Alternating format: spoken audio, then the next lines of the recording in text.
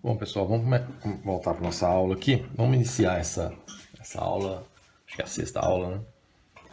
Fazendo uma revisão aqui do que a gente já viu até agora. Vamos retomar, fazer uma recapitulação para a gente poder seguir na matéria. Então, eu estou colocando lá listas de exercícios com a matéria dada em cada aula. Espero que vocês estejam adiantando aí a lista, porque acaba acumulando muita matéria. A matéria de cálculo é muito grande. Tem tirado dúvidas lá no fórum, quem tem colocado lá dúvidas.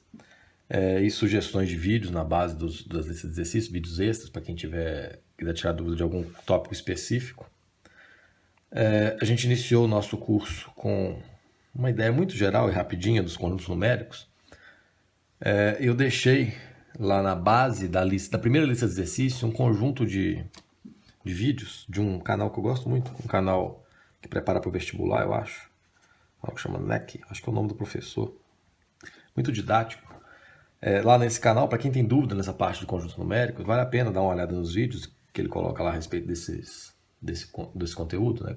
Os naturais, inteiros, os números naturais, os inteiros, os racionais, que são as frações. Aqui também são frações em que o denominador é 1, e os reais, que engloba todo mundo. Ele tem uma playlist lá que eu acho que chama Matemática Zero. Matemática Zero. Quem tem dúvida nessa manipulação de números, nessa parte de aritmética inicial, vale a pena ver. Ele tem até uma playlist de Matemática Zero e tem Matemática Zero 2.0, que é mais aprofundado um pouquinho. Quem tem dúvida, vale a pena ver esses vídeos lá. Tem que saber nessa parte algébrica inicial, essa manipulação algébrica elementar tem que estar no automático, né? Senão vai ficando muito confuso na hora que a gente vai resolvendo os limites.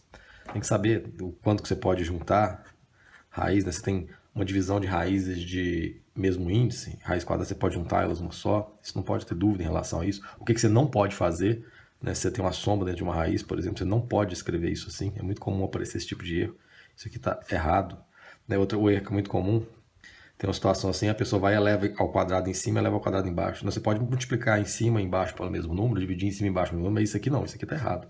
A raiz de A sobre B é diferente do quadrado da raiz de A sobre o quadrado de B. Essas coisas que não são equivalentes. Também é um erro muito comum, a pessoa quer assumir com a raiz, né? Aí vai lá e mete um quadrado em cima, mete um quadrado embaixo na fração, isso está errado. Tem que saber o que a gente não pode fazer, tem que saber os produtos notáveis, que eu fiz uma revisãozinha rápida aqui.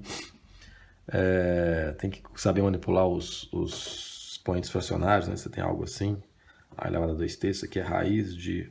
Quem está por cima aqui vai por dentro, é raiz cúbica de A2. Isso tem que estar muito automático, somar fração, diminuir, fazer MMC de operações de expressões algébricas. Eu fiz alguns lá, acho, na aula 2 ou na aula 3. Tem lá uma revisãozinha disso. Então essa parte operacional da álgebra tem que estar muito automática, porque senão vai ficando confuso. E na hora que você vai resolver os limites, você acaba fazendo operações que não podem ser feitas, você altera o limite ao longo do cálculo e erra, né? Dá errado o resultado. Então isso aqui tem que estar muito firme. Eu estou colocando lá os livros do IESE, está lá na seção livros do Moodle. O livro do IESE é o melhor livro de matemática básica. Também tem o livro do Axler, que é um livro de cálculo, pré-cálculo. Ele tem lá o capítulo 0, que é só revisão dessas coisas. Capítulo 0 desse livro aqui, está lá na bibliografia, é só você clicar no link, se você estiver logado no login da UFOP, ele vai abrir direto lá, então um livro online. Então é isso, essa parte de conjuntos numéricos, quem tem dúvida em relação a isso tem que tirar as dúvidas, tem que ficar firme nisso, porque isso aqui é a base da qual a gente vai operacionar todos os conceitos mais complexos, que são parte do cálculo de fato. Então isso aqui tem que estar na ponta da língua, tem que estar aqui no automático. Beleza. Aí nós fizemos essa apresentação muito breve dos conjuntos numéricos, com essas sugestões de bibliografia, vídeos extras, e passando para o conceito de funções. Esse é um dos conceitos fundamentais aqui que a gente vai ter que operar no cálculo, tem que dominar isso. Então a função nada mais é do que uma relação entre dois conjuntos. O primeiro conjunto é chamado de domínio, o segundo conjunto é chamado de contradomínio, em que você relaciona os elementos x do domínio nos elementos y do contradomínio a partir de uma lei de correspondência. E a função é uma relação que tem uma particularidade. Todo elemento do domínio está relacionado a apenas um elemento do contradomínio. Pode ser até o mesmo, mas não pode ter duas setinhas saindo daqui e nem pode ter alguém sobrando no domínio. Então, todo elemento do domínio está ligado a apenas um elemento do contradomínio.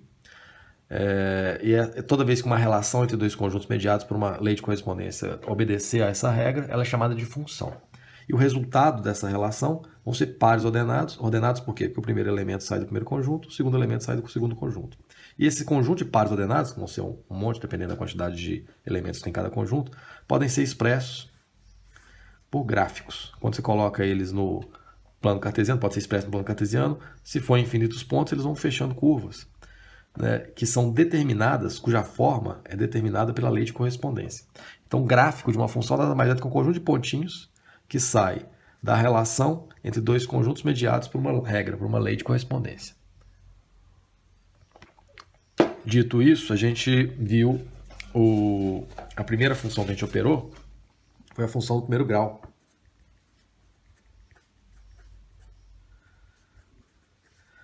Cujo gráfico, a expressão é uma expressão do primeiro grau, a função linear, a função do primeiro grau, cujo gráfico é sempre uma reta. A gente viu como construir essa reta, né? Você consegue 2 pontos ali, tem um conceito muito importante na reta, que está ligado a esse ângulo aqui nesse sentido, que a reta faz com esse x, cuja tangente desse ângulo é chamada de inclinação da reta, que é um conceito que mede a declividade, né? Se a reta está mais subida, se a reta está mais descida de uma reta. E a gente viu como estudar os sinais de uma reta a partir do seu gráfico, né? Quando está abaixo do x, ela sempre gera números negativos. Quando está acima do x, ela sempre gera números positivos. E aí a gente conseguiu resolver equações do primeiro grau a partir dessa ideia. Depois a gente viu a função do segundo grau.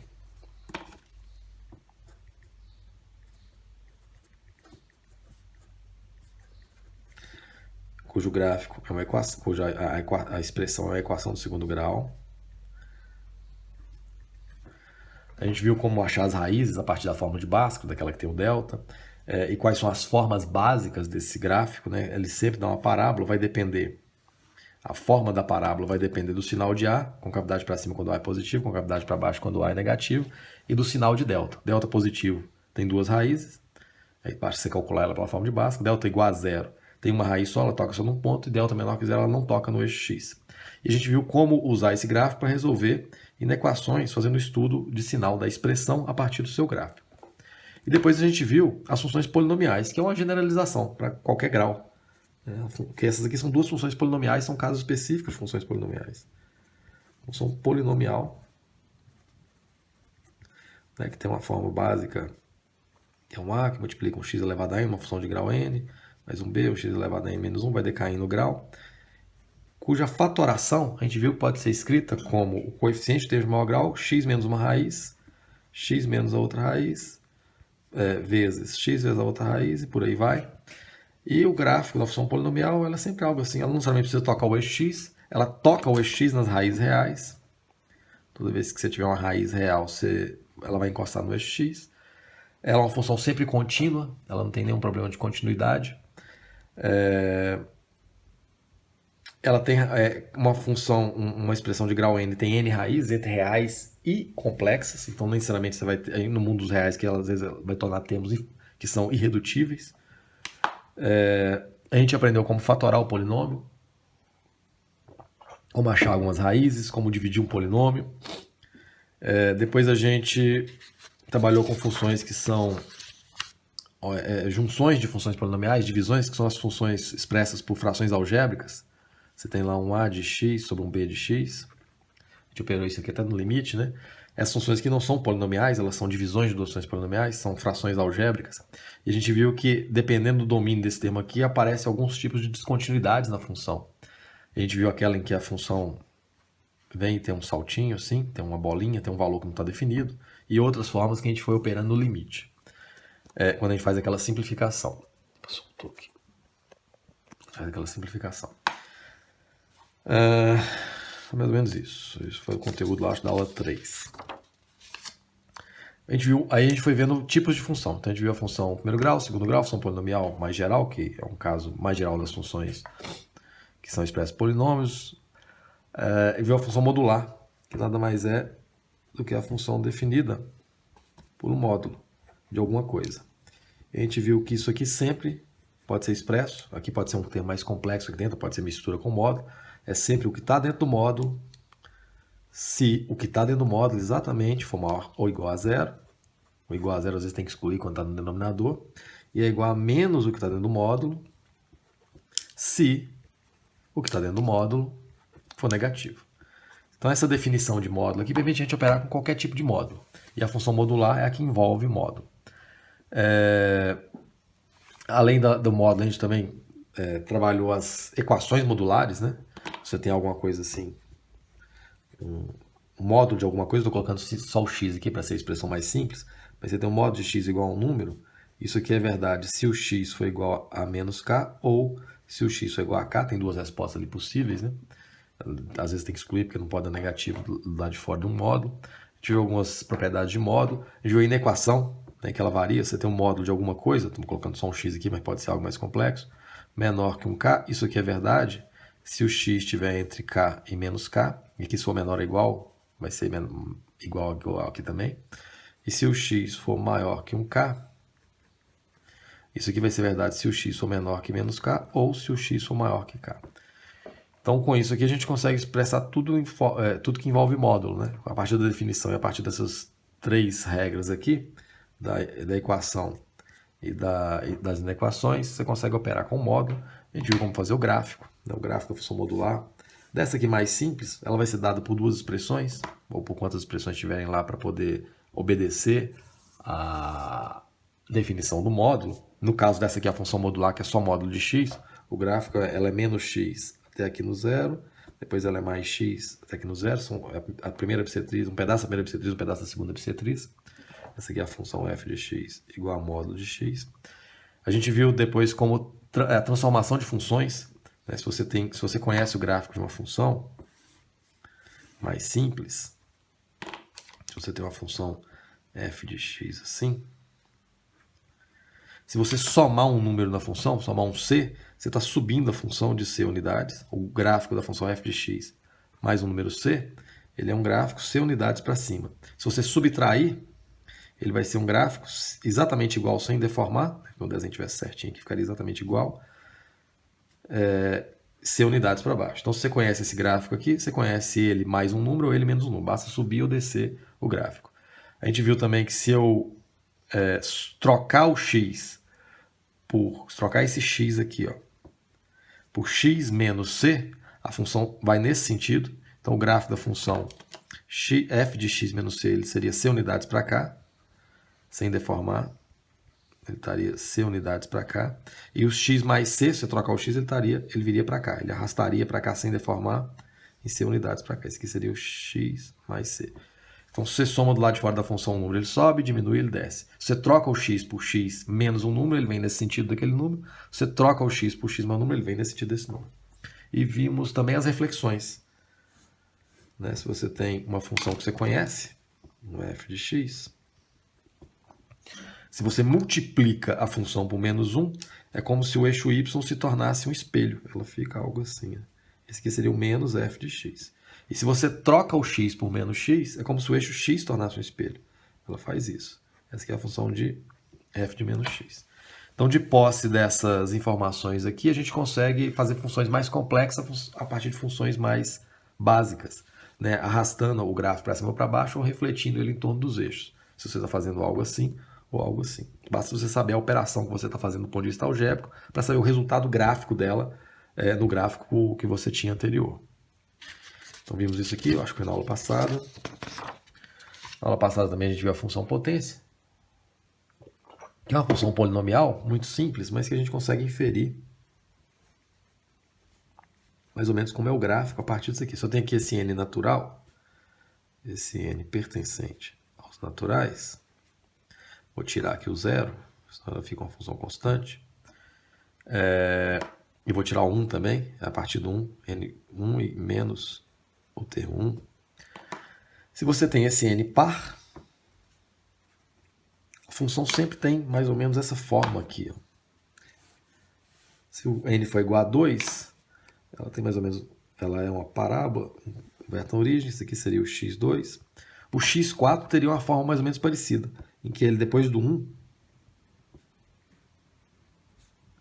ela é mais subida assim, e ela é mais achatada perto da origem, depois ela é mais subida.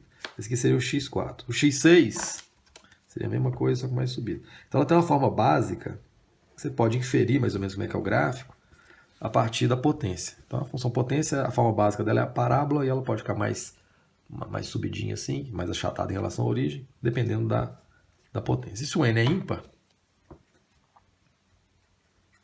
ela segue mais ou menos o padrão da função x3.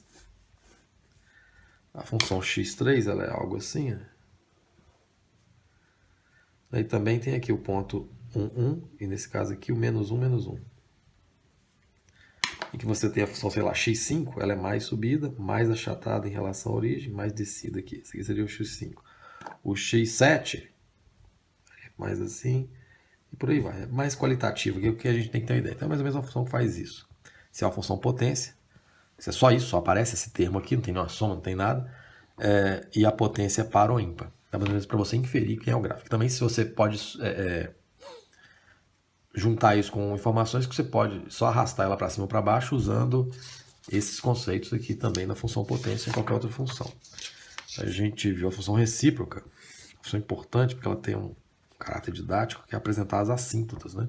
A gente fez mais ou menos intuitivamente com um quadro de pontos, que é a pior forma de fazer um gráfico, porque você não tem a informação de todo o gráfico, apenas de um ponto específico, mas deu para a gente inferir mais ou menos como que ela se comporta. É uma função em que quando eu pego valores de x muito perto de zero, o valor do y, se muito perto de zero for um valor positivo, ele sobe indefinidamente, e se for um valor muito perto de zero desse lado aqui, ele cresce indefinidamente, vai para mais e menos infinito. E se eu pego o x muito grande, vai ficar um sobrenúmero muito grande, ele vai ficando perto de zero, a função pega o x muito grande, a função vai ficando perto de zero, e se eu pego o x muito pequeno, a função vai ficando perto de zero. Então ela não corta os eixos, mas aproxima indefinidamente deles, tanto do x quanto do y. E quando isso ocorre, essa reta aqui, que é a reta que rasga a função na descontinuidade, ela... Uma função que rasga... Peraí que a bateria está acabando.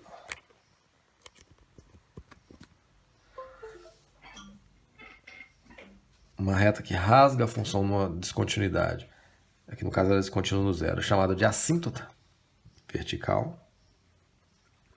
É um tipo de descontinuidade. Então, nesse caso aqui, nesse caso exemplo, a assíntota vertical é o x igual a zero. Nesse exemplo específico. Que é o x igual a zero é a equação do próprio eixo y. E você tem essa função em que a função pega o valor de x indefinidamente grande e indefinidamente pequeno. Ela aproxima, sem nunca cortar, fica sempre um espacinho, né? A gente viu que por maior que eu pego o x aqui, 1 sobre ele vai ser um número muito pequenininho, só que ainda maior que zero. Nesse caso aqui, um pouco muito pequenininho, mas menor que zero. Isso aqui é chamado de assíntota horizontal.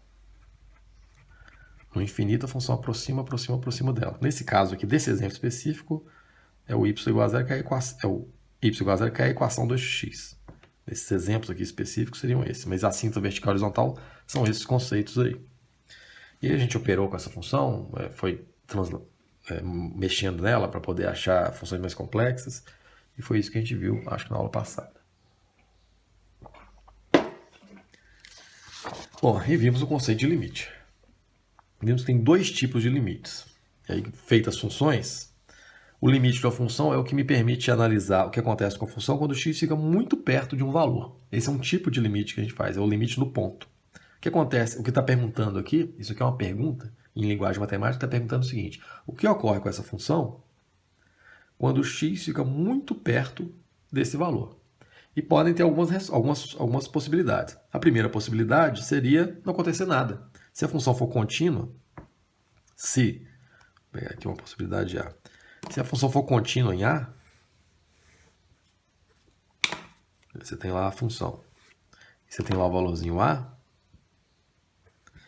e ela passa no A sem problema nenhum, não tem problema de continuidade nem nada. Eu tenho só que o limite, com o x cedendo a A, vai ser só o valor aplicado naquele ponto. Quando isso acontecer, quando você puder substituir o valor do x aqui na função sem nenhum problema de continuidade e achar lá um valor, o que você está encontrando é essa segunda coordenada aqui desse ponto, que é só um ponto da função. Não tem problema nenhum, a função é contínua.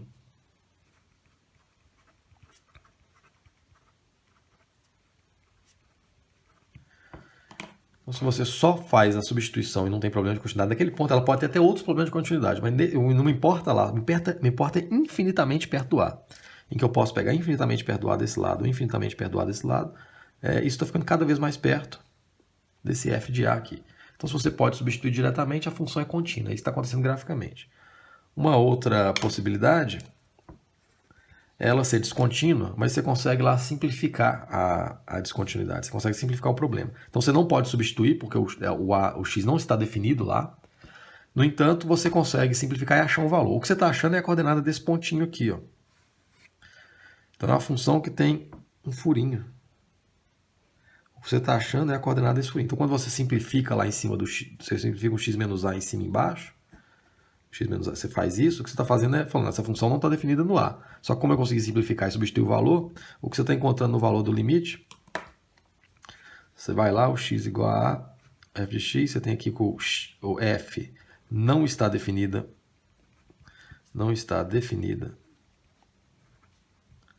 em A, mas aí você consegue calcular e dar um valor L. Isso significa que você encontrou a segunda coordenada desse ponto aqui. Desse ponto que não faz parte da função. Você não sabe como é a função fora desse ponto, mas nas redondezas, nessa região aqui, isso está acontecendo. Tem um furinho lá na função.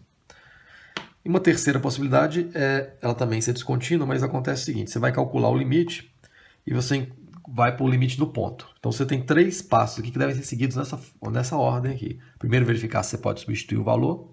Se puder, ela é contínua, é só substituir e calcular. Segundo, verifica, você não pode substituir o valor, então ela não está definida lá, mas se você consegue cortar e substituir, significa que ela tem um furinho lá. Se você não conseguiu essas 2 etapas, a terceira etapa é fazer a análise no ponto, que a gente diz, que é analisar pela direita e pela esquerda. Podem acontecer 2 situações. Pode acontecer essa situação aqui, em que lá no A a função está vindo, e ela dá um salto, tem um degrau lá. E como é que você vai saber disso calculando o limite? Você vai calcular o limite com o x tendendo a pela direita, que é um pouquinho maior que A, e o limite com o x tendendo a pela esquerda, do f de x. Vamos supor aqui que nessa aqui dá L1 e nessa aqui dá L2, então pela direita deu L1 e pela esquerda deu L2, deram 2 valores diferentes um do outro, o limite não existe, e o que significa graficamente é que a função está dando um salto. E uma segunda possibilidade desse caso aqui da função ser descontínua é que você vai calcular e ao invés de dar você calcula pela direita e pela esquerda, ao invés de dar um valor numérico e um valor numérico diferente, que indicaria esse degrau aqui lá na função, ela dá mais ou menos infinito. Você vai calcular o seu limite, com o x tendendo a... vai calcular lá, faz seus limites laterais pela direita e pela esquerda, isso aqui dá mais ou menos infinito. Né? Não dá mais ou menos, ou dá mais ou dá menos infinito. Isso significa que lá no A tem uma assíntota vertical. É um outro tipo de descontinuidade.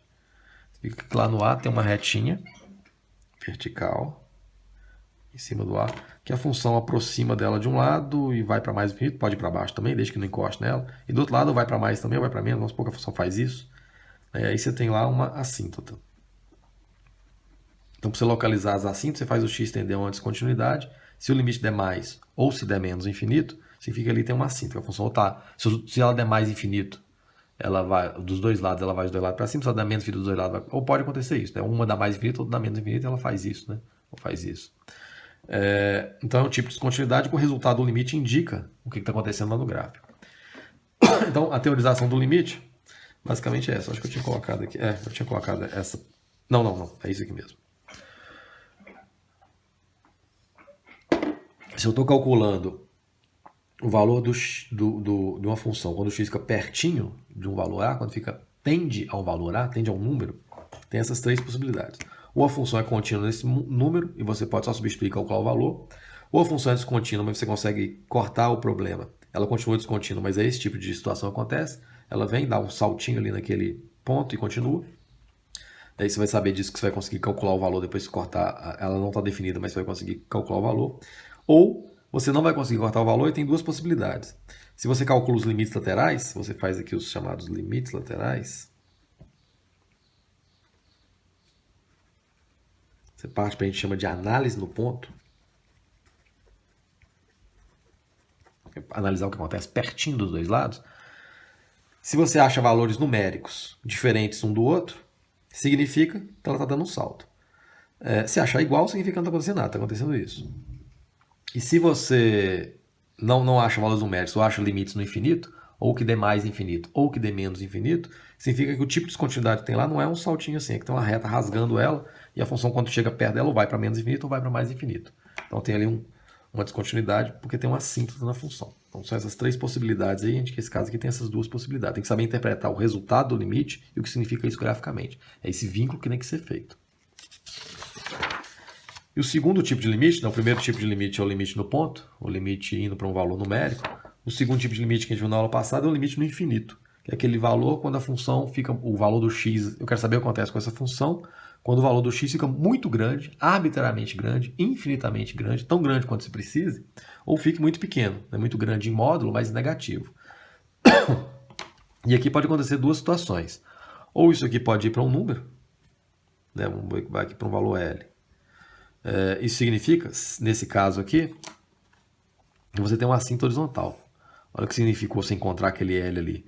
Significa que quando você aproxima, quando você pega o valor da função cada vez maior, ela fica cada vez mais perto do valor L. Então tem uma reta horizontal, em cima do L aqui, que é a reta y igual a L, em que a função, ou aproxima por baixo, ou aproxima por cima, ela vai fazer algo assim.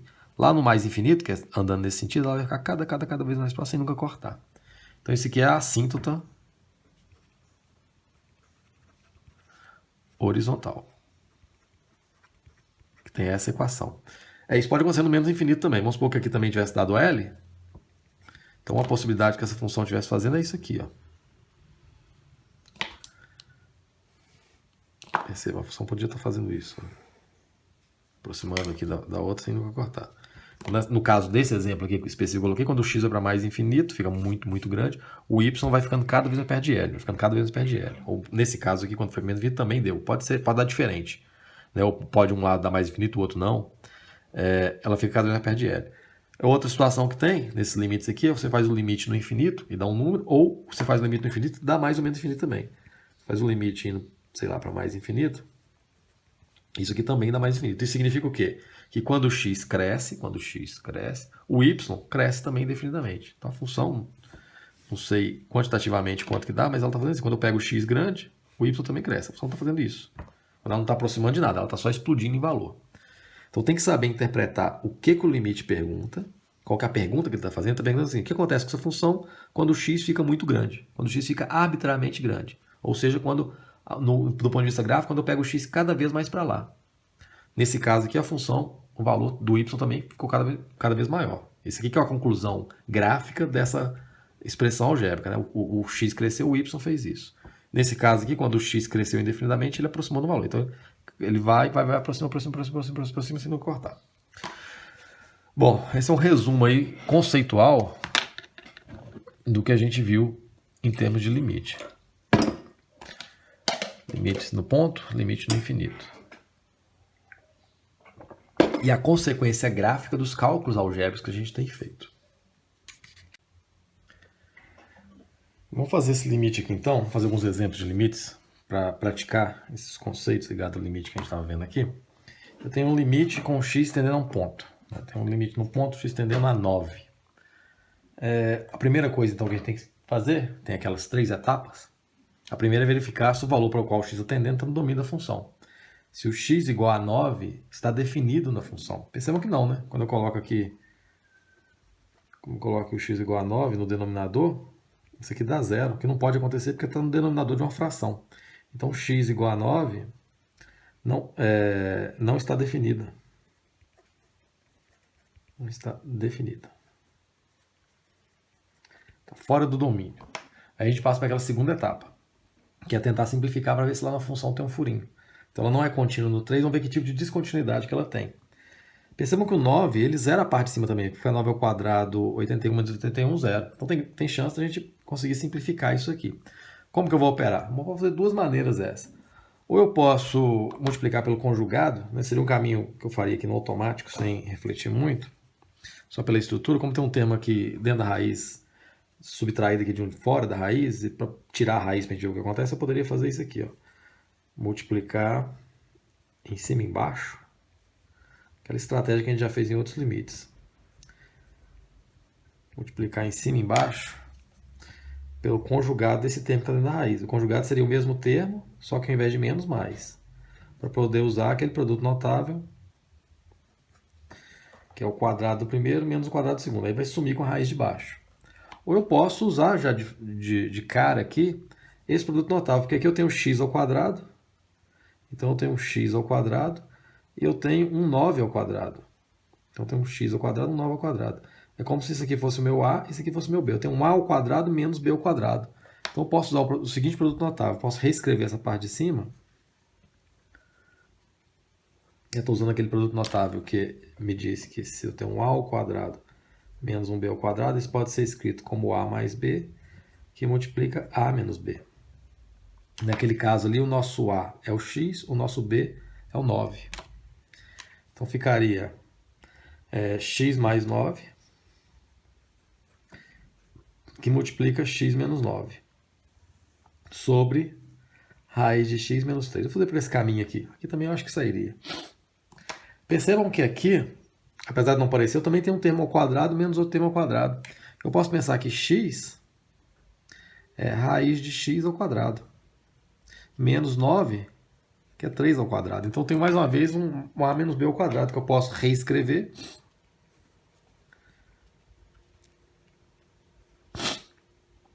O x mais 9 permanece, como o a menos b, ou a mais b, que vai ser raiz de x mais 3, aqui como se aqui fosse meu a e aqui fosse meu b, que multiplica raiz de x menos 3. Conseguimos aqui a raiz de x menos 3. Raiz de x menos 3. Então, por esse caminho aqui também você conseguiria operar da mesma forma, só que sumiria as raízes de x menos 3, né? Provavelmente você vai cortar um x menos 9 aqui. Depois façam isso aqui por esse caminho para vocês verem o que acontece. Então, agora eu posso simplificar. Posso simplificar por quê? Porque dentro da operação de limite, x tendendo a 9 é x diferente de 9. Então, eu posso simplificar e não preciso escrever aquela restrição, porque essa restrição já está aqui dentro do exercício. Então, ela não é definida no x igual a 9, mas o pontinho lá ela tem um furo. Eu vou encontrar aqui a coordenada do furo. Esses furos, pontinhos, essas coisas são modos informais de se fazer entender. Isso não é preciso do ponto de vista matemático.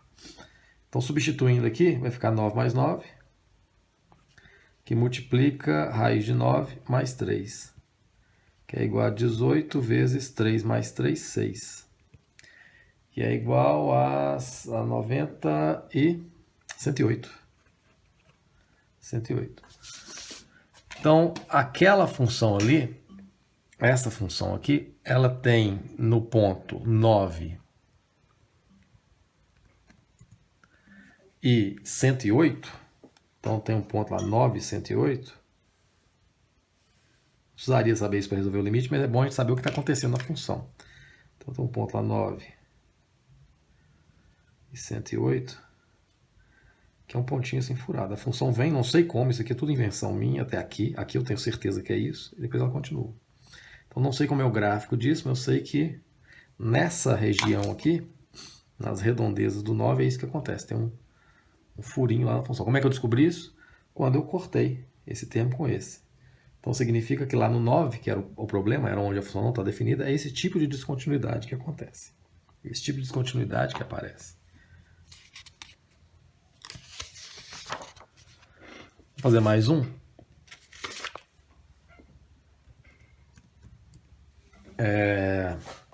Eu tenho ali o x tendendo a 1. Primeiro passo, então é o x tendendo a um ponto, x tendendo a um valor numérico específico, 1. É aquele primeiro tipo de limite, limite no ponto. Então, quando eu tento substituir o x igual a 1, não pode. Né? O 1 está fora do domínio da função. Não pode ser x igual a 1, então vai zerar a parte de baixo. Bom, eu não posso substituir. Percebam que para simplificar, teria que aparecer aqui em cima um x menos 1 e ainda o quadrado para poder cortar. Percebem que não tem como extrair daqui? E o 1 não zera a parte de cima. A parte de cima fica igual a 1 quando x igual a 1. Está tendendo a 1 sobre 0, né? Que é algo que não pode acontecer, mas está tendendo para 1 sobre 0. Sobre um número muito próximo de 0. Então, aquela segunda etapa da simplificação que a gente acabou de fazer no exercício anterior, ela não é válida aqui. Não tem como aplicar nisso. Aí a gente parte para análise dos limites laterais. Análise no ponto. Então, a gente vai fazer a análise no ponto. Ou seja, vamos resolver os limites laterais. A função é descontínua no 1. Eu quero saber que tipo de descontinuidade é essa. Vou fazer o limite com x tendendo a 1 pela direita e vou fazer pela esquerda. Eu vou fazer o limite com x tendendo a 1 pela esquerda. Isso aqui significa pela esquerda, não é tendendo a menos 1, é 1 pela esquerda. Que é perto do 1, mas um pouquinho menor que ele. É sempre bom fazer a reta real, porque às vezes quando o número é negativo fica confuso. Coloca a origem dela, aqui está 1. Tender a 1 pela direita é pegar valores cada vez mais perto do 1, aqui. Tender a 1 pela esquerda é pegar cada vez mais perto do 1, e aqui um pouquinho menor. Pela esquerda vai vir 0,99999 e pela direita vai vir 1,0000000. Beleza? Bom, então pela direita e pela esquerda. Agora a gente vai fazer a análise. Não posso substituir, beleza? Não vai ter como simplificar. Aí só sobra para a gente analisar o que acontece com a fração. Percebam que quando o x tende a 1 pela direita, valores cada vez mais perto de 1, só que um pouquinho maiores, a parte de cima está indo para 1. Esse pedaço aqui fica cada vez mais perto do número 1, positivo. Muito importante visualizar os sinais aqui. O x menos 1, ele tende, quando eu faço o x tender a 1 pela direita, fica um número um pouquinho maior que 1, menos 1, que vai dar um número muito perto de 0, só que positivo, porque esse aqui é maior que esse. Pega um número um pouquinho maior que 1, menos 1, dá um número muito perto de 0, mas positivo. E se eu elevo ao quadrado, isso vai para 0 mais rápido ainda e fica positivo. Então a parte de baixo aqui dessa fração está indo para 0 e positivo. Se você não consegue enxergar o que acontece com uma fração desse tipo, você pode pegar na calculadora e fazer alguns exemplos. Você pega lá um número perto de 1, então você vai pegar 1 sobre o número perto de 0 e positivo. Você vai ver que isso aqui vai dar 10. Você vai lá na calculadora e fala, mais perto de 0 ainda.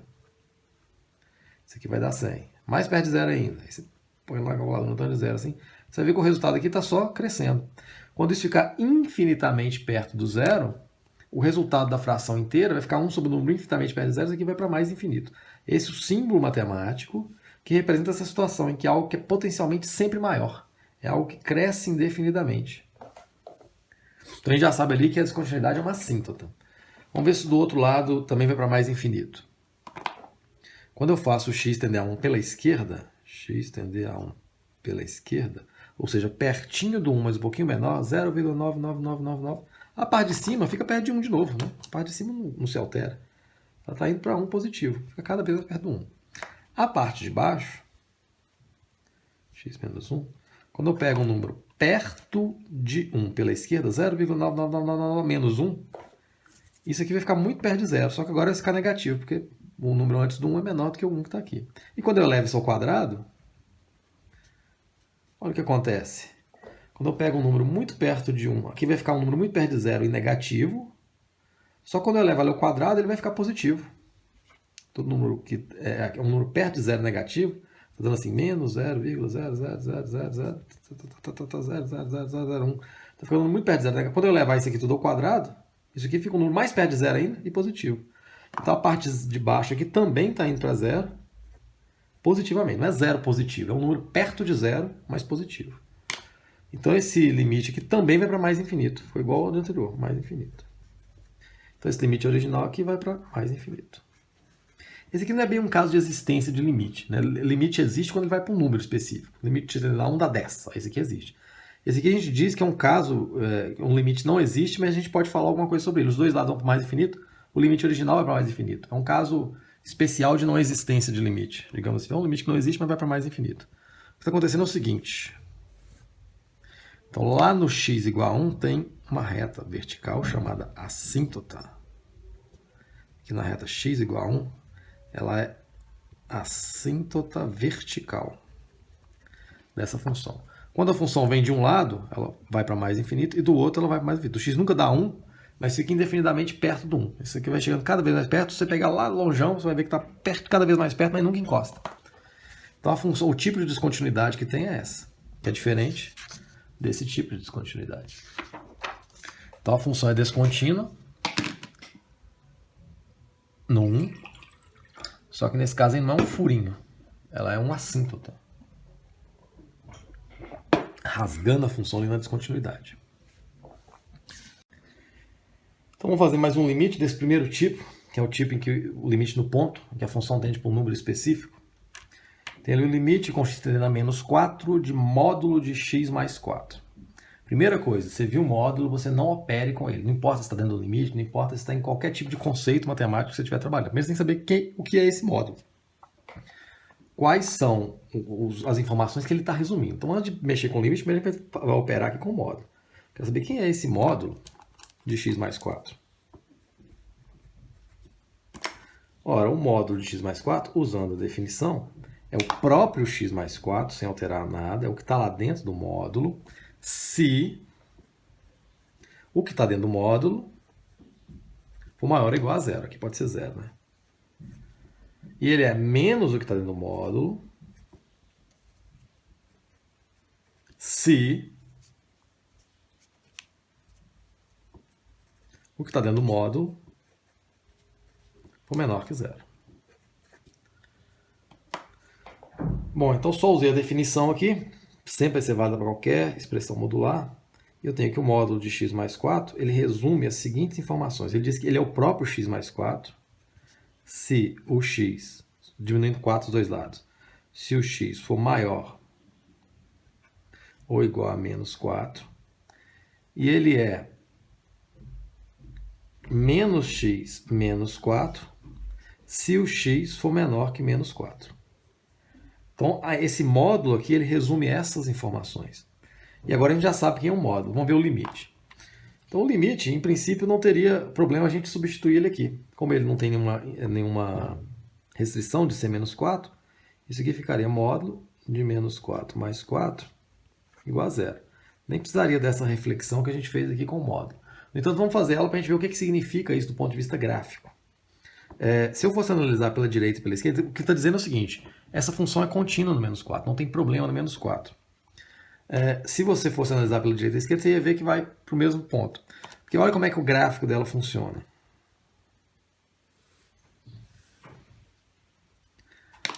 Ela é x mais 4. Ela é x mais 4. Vamos fazer esses pedaços aqui separados. X mais 4. Quando x é maior ou igual a menos 4, então ela corta o eixo aqui. Ela vai ser, quando x for 0, vai ser igual a, o y vai ser igual a 4. Quando y é menos 4. Então é uma reta assim que corta aqui no menos 4 e no 4. Isso aqui é o x mais 4. E ela vai ser igual a essa função quando x for maior ou igual a 4. Tá aqui. E essa função é igual ao menos x menos 4, que seria uma reta. Quando x é 0, y é menos 4, é aqui embaixo. Embaixo no menos 4. E quando y é 0, x. Quando y é 0, o x é igual a 4. Aqui vai ficar y igual a menos x menos 4. Quando x é 0, y é menos 4. Quando y é 0, o x é menos 4 também. Então vai ser algo assim. Vai cortar aqui no menos 4 e no menos 4. É igual a ela quando? Quando x for menor que menos 4. Então, antes disso aqui. E esse pontinho fechado é preencher esse pontinho aberto. Então a função que a gente estava calculando é essa.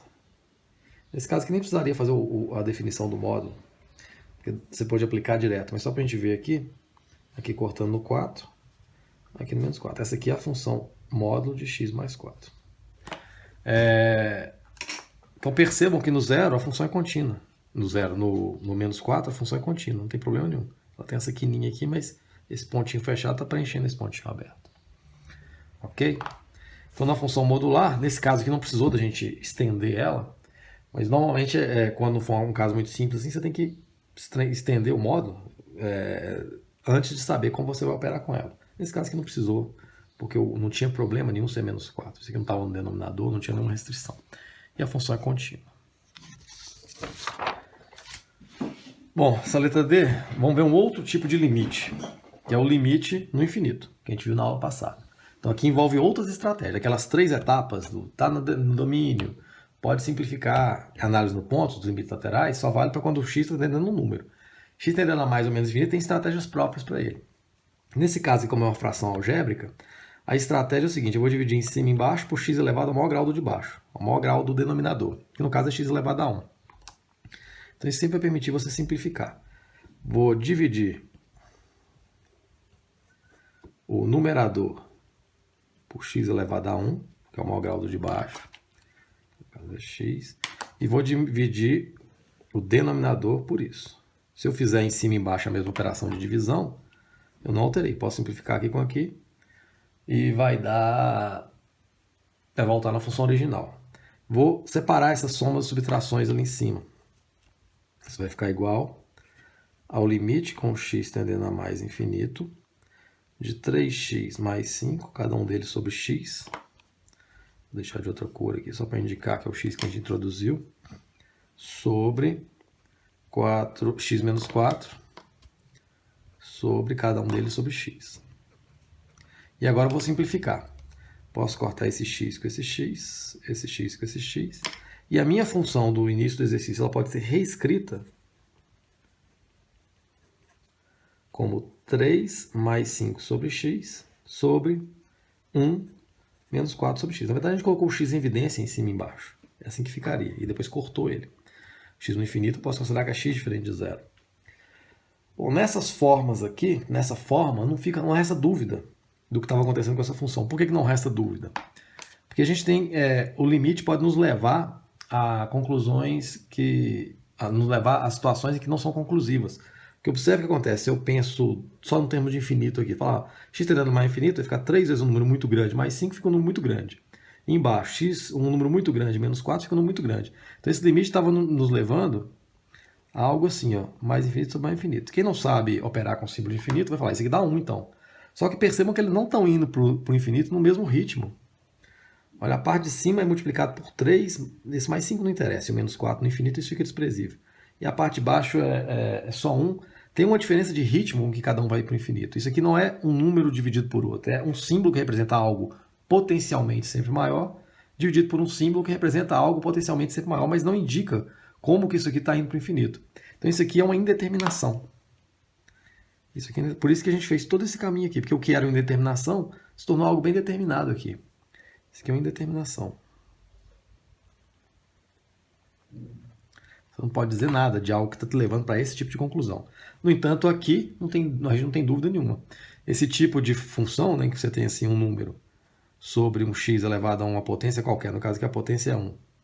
Se você faz o x tender a infinito, ou a menos infinito, ou x tender a menos infinito, um número sobre um número muito grande e elevado a alguma coisa, então isso aqui vai sempre para zero, né? É uma fração que cada vez fica menor. Então quando eu faço o x no infinito, essa fraçãozinha aqui vai sumindo. E essa aqui também. O que sobra, o que não é alterado pelo x, o que não é alterado pela expressão ali, pela variável independente, vai ser o 3 e o 1. Então vai ficar 3 mais 0 sobre 1 menos 0. Que é 3 sobre 1, que é 3. Então quando eu faço o x ir para o infinito, essa função aqui fica cada vez mais perto do 3. Isso significa o que do ponto de vista gráfico? Que a gente acabou de localizar uma assíntota horizontal. Eu tenho aqui no 3 uma retinha em que a função, eu não sei bem se ela aproxima do 3 por cima ou por baixo, se ela vem assim ou se ela vem assim, mas só para a gente indicar qualitativamente o que está acontecendo, quando o x fica muito grande, indo para o mais infinito, a função aproxima cada vez mais do 3. Ela deve fazer algo assim, ó. Aí quanto mais longe você pegar aqui no x, mais perto do 3 vai estar. Quanto mais longe, mais perto do 3. Ela vai aproximando, sem nunca cortar. Se você der um zoom lá no mais infinito, você vai ver que ainda tem um espacinho. Então, do ponto de vista gráfico, foi isso que a gente encontrou aqui uma assíntota horizontal. Você consegue encontrar a assíntota horizontal quanto? Quando você faz o x tender ou a mais ou a menos infinito a gente não fez. Mas também, se fosse para menos infinito, daria no mesmo, né? Que você pode escrever essa função aqui até aqui, igualzinho. Se fosse menos infinito, só ia zerar essa e essa. Também seria por 3. Essa função deve estar fazendo algo assim, ó. Não sei como é que é aqui no meio, mas aqui no menos infinito ela está aproximando do 3 também. No menos infinito. Cuja a equação é y igual a 3. Y igual a 3 é a equação dessa reta aqui, ó. A equação da assíntota. Então você fez o x tender a mais ou a menos infinito e encontrou um número como resultado, significa que quando o x cresce, a função está aproximando desse número, ou seja, você encontrou uma assíntota horizontal. Isso não é uma descontinuidade, a função não é descontínua ali no... Essa função é descontínua no 4, né? Não pode dar 4. Então aqui no 4, a gente não avaliou aqui tem um problema. Aqui não é assim, não. aqui tem uma... Não sabe o que acontece, tem uma descontinuidade ali. A gente não sabe que tipo de descontinuidade é. Se tem uma cinta vertical, se tem um furinho, se tem um salto. Teria que fazer análise aqui em volta do 4. Mas no mais infinito, essa cinta horizontal não indica uma descontinuidade, ela só indica a função aproxima, aproxima, aproxima. Diferente da cinta vertical que indica uma descontinuidade. Na verdade aqui tem uma assíntota também. Essa função vai fazer assim, assim. Deve ser algo assim, ó. Tem que plotar ela aqui. Você tem aqui o 3. Aqui o 4, ela deve fazer algo assim. Ou ir para cima aqui também, não sei. Então tem dois rasgos. Tem esse rasgo aqui no 4 e aqui é uma cinta horizontal.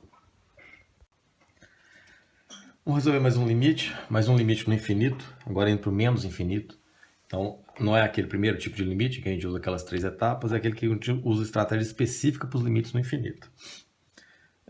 Aqui a gente tem uma função também que é uma fração algébrica, indo para o menos infinito. Eu vou usar a mesma estratégia. Eu vou dividir em cima e embaixo por x elevado ao maior grau do de baixo. Perceba que o maior grau de baixo é x ao quadrado. Então, eu vou dividir a função de cima, a parte de cima da fração, o numerador, por x ao quadrado. E vou dividir a parte de baixo também por x ao quadrado. Essa estratégia de dividir em cima e embaixo por x elevado ao maior grau de baixo, na verdade o que a gente está fazendo é uma forma prática de expressar. A gente está colocando o x2 em evidência em cima e embaixo. Então, tanto faz você pensar de uma forma ou de outra, eu gosto dessa forma que ela é prática. Vai ficar limite com x tendendo a menos infinito. Vou separar ali aquelas somas, subtrações que estão no numerador e no denominador. Deixar todo mundo aqui sobre x2. Então, vai ficar aqui todo mundo sobre x2. E vou separar aquela subtração no denominador também. Vai ficar x2. E agora eu vou simplificar. Simplificando esse quadrado, posso simplificar com esse cubo, vai ficar 1. Esse x com esse quadrado com esse x ao quadrado. Então, no fim das contas, a função foi reescrita da seguinte forma. Limite com o x tendendo a menos infinito. Aqui ficou x menos 2 sobre x mais 3 sobre x2 sobre 5 sobre x2 menos 2, só isso. Quando eu faço x ir para o menos infinito, essa fração aqui zera, essa fração aqui zera, essa fração aqui zera, e esse termo aqui que é só x, ele vai para menos infinito. Então olha o que está acontecendo. Esse termo aqui está indo para menos infinito, está ficando um número muito grande em módulo mais negativo, menos 0 mais 0, ou seja, está ficando um número muito grande em módulo negativo, e a parte de baixo é menos 2. Então está ficando um número muito grande em módulo mais negativo sobre menos 2. É isso que está acontecendo. A gente não pode operar assim com o símbolo de infinito, ele não é um número para você ficar dividindo ele, ele é só para indicar algo que é potencialmente menor, mas é isso que está ocorrendo. A parte de cima está indo para isso e a parte de baixo está indo para isso. Então o que acontece com a divisão? A parte de cima fica um número muito grande em módulo mais negativo, dividido por menos 2 vai ficar mais infinito. Isso aqui vai dar igual, por causa desse menos com esse menos, vai ficar mais infinito. Então olha o que ocorreu com essa função. Eu fiz o x tender a menos infinito, e o resultado da função foi para mais infinito. Do ponto de vista gráfico, aqui está o eixo x, aqui está o eixo y, para indicar a função. Eu fiz o x ir para o menos infinito e a função foi para o y foi para o mais infinito. Então só está indicando que a função está fazendo isso. Ela cresce, né? Não sei como é que é, mas quando o x fica menor, ela faz assim. Ela vai fazendo algo assim, e depende. Ela pode ir mais subida, mais descida, mais íngreme, menos. Mas é isso que está acontecendo. Quando eu pego o x para o menos infinito, ela vai fazendo isso. Ela tem até descontinuidades ali, mas eu quero saber o que acontece quando o x cresce, o y cresce. É isso que significa esse limite com esse resultado. Bom, vamos fazer mais um limite no infinito. Então eu quero aqui o limite dessa função, quando x vai para mais infinito, e aqui eu tenho uma razão entre duas expressões algébricas. Perceba que não dá para a gente saber muito bem o que vai acontecer ali. Aqui eu tenho um x mais 2, quando o x vai para mais infinito, essa parte de cima cresce indefinidamente, esse mais 2 fica irrelevante no mundo infinito. E essa parte de baixo aqui está o x ao quadrado, mas está dentro de uma raiz. ele também vai crescer indefinidamente, multiplicado por 9, aquele 1 ali vai ficar irrelevante, no caso por 3, quer dizer, né, por raiz de 9. Então esse limite, percebam que por que a gente precisa das estratégias? Porque esse limite está me levando à ideia de que a parte de cima cresce indefinidamente, a parte de baixo cresce indefinidamente, então esse limite está seguindo para mais infinito sobre mais infinito, que é algo inconclusivo, né? Daqui você não conclui nada, porque aqui não é um número dividido por ele mesmo, é um símbolo que representa algo que cresce indefinidamente sobre o símbolo que designa algo que cresce indefinidamente, mas não necessariamente no mesmo ritmo, na mesma proporção que os dois crescem. Então daqui você não consegue concluir nada, por isso que a gente precisa das estratégias algébricas para tornar mais claro o que está ocorrendo. Então a gente viu na aula passada algumas determinações que aparecem, né? Se o seu limite está te levando a essa conclusão aqui, ela não é conclusão nenhuma, na verdade ela é uma indeterminação. Não tem como você saber o que vai acontecer. Outra determinação é se você tem um infinito menos infinito, né? É uma subtração em que uma parte vai para mais infinito, a outra parte vai para menos infinito. Bom, se você não sabe manipular o símbolo de infinito, você vai falar que isso aqui é igual a zero, né? Porque vai ser uma coisa menos ela mesma. Mas esse símbolo não é um número, ele é só uma expressão, um símbolo matemático para representar algo que é potencialmente sempre maior. É arbitrariamente sempre maior. Então, maior quando se precise. É menos o algo que também é potencialmente sempre maior, mas não necessariamente nesse mesmo ritmo. Nesse cabo de guerra aqui não tem como você definir quem está ganhando, só por essa simbologia. Então, se o seu limite está te levando a essa conclusão, você vai ter que manipular a sua expressão para saber de fato o que está ocorrendo do ponto de vista algébrico, ter uma certeza algébrica. Outra indeterminação que a gente viu, né, tem uma multiplicação, uma parte está indo para zero, não é que ela é zero, ela está indo para zero, e a outra parte está crescendo indefinidamente. Então também não dá para você saber, né? Depende se isso aqui vai para zero muito rápido, se isso aqui cresce mais rápido que isso aqui vai para zero. Isso aqui vai definir como é o que vai acontecer. Pode dar zero, né? Pode ser que aconteça essa parte que vença nessa multiplicação. Mas aqui não vai ser zero vezes infinito que dá zero. Isso aqui vai ser algo que vai para zero vezes algo que vai para infinito e você vai ter que definir o que acontece aqui algebricamente para você ter a certeza do que está ocorrendo. Ou você está fazendo um limite que tem potência lá, ou a base está indo para zero e a potência está indo para zero. Então não tem como saber o que está acontecendo. Não necessariamente isso aqui vai dar 1. Ou a base está indo para infinito e a potência está indo para zero. Isso aqui também não dá para você tirar nada daqui. É diferente se a base está indo para 1 e a potência está indo para infinito. Né? A base está caminhando cada vez mais para 1 e a potência cada vez crescendo mais. Não necessariamente isso aqui vai dar 1, porque isso aqui não é 1, é algo que vai para 1. E é diferente você ter uma situação dessa assim. Você tem mais infinito vezes mais infinito. Isso aqui é um número muito grande vezes um número muito grande. O resultado é um número maior ainda. Né? Então, esse tipo de operação com infinito tem que saber ser feita e é que você tem que evitar. Esse tipo de operação aqui você tem que evitar porque ela não é conclusiva. Bom, dito isso, nós vamos ter que mexer naquela função ali. A gente fez uma mais ou menos parecida na aula passada. E a ideia é dividir em cima e embaixo pelo x elevado ao maior grau do de baixo. Lembrando que o maior grau de baixo é x2, mas está dentro de uma raiz. Então, x2 dentro da raiz é x, né? Então, vou dividir em cima e embaixo por x. Vou reescrever essa mesma função, com x indo para o mais infinito, em que a parte de cima eu vou dividir por x, e a parte de baixo eu também vou dividir por x. Então, se eu simplificar o x com x, volto lá no início de novo.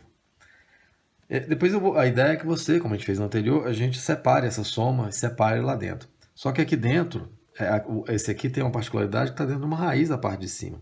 E é aqui que eu digo a vocês que vocês têm que estar afiados nas operações algébricas elementares. É muito comum esse erro, a pessoa achar que você pode simplesmente dividir a soma e colocar todo mundo sobre x, que é aquela ideia que se você tem assim um a mais b, isso aqui seria a raiz do primeiro mais a raiz do segundo. Isso aqui está errado. Não é assim que funciona. Né? Se desse para fazer assim, seria ótimo. É porque a pessoa às vezes confunde com a multiplicação. Porque a não multiplicação você pode fazer isso. Essas operações aqui são iguais. Ó. Mas na soma e na subtração você não pode dividir a raiz do nada. Aquele termo está preso lá dentro da raiz. O que a gente vai fazer é jogar esse para dentro da raiz, com a seguinte substituição.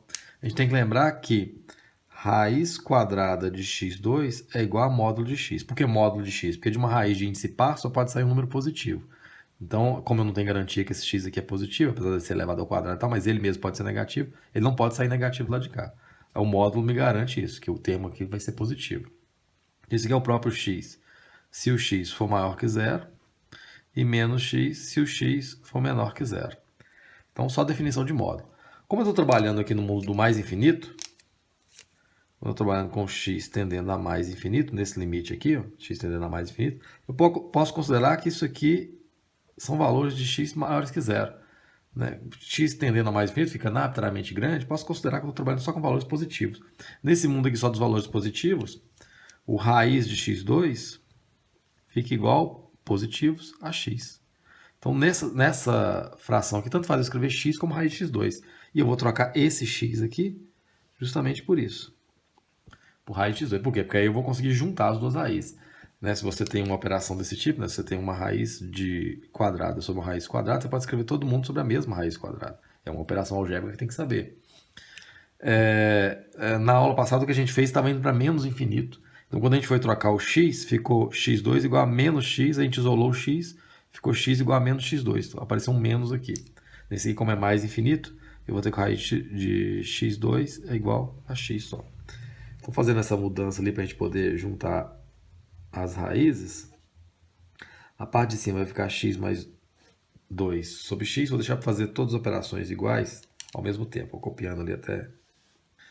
E aqui vai ficar raiz de 9x2 mais 1 sobre... Agora, ao invés de x, eu vou escrever como é igual raiz de x2. E agora sim eu vou juntar as raízes para poder separar ali as somas. Vai ficar limite com x tendendo a mais infinito de x mais 2 sobre x sobre... Agora uma raiz só. Raiz de x2 mais 1 sobre x2. Agora sim, eu vou poder fracionar lá dentro, vou poder separar lá dentro aquela soma. Né? Quando a gente fez na aula passada, aqui tinha um menos, porque era indo para menos infinito, saía daqui esse menos, aí ele ficava do lado de fora aqui da raiz. Nesse aqui é mais infinito, não tem esse problema. Então agora eu vou separar aquelas somas ali em duas. Então vai ficar x mais 2, cada um desses sobre x.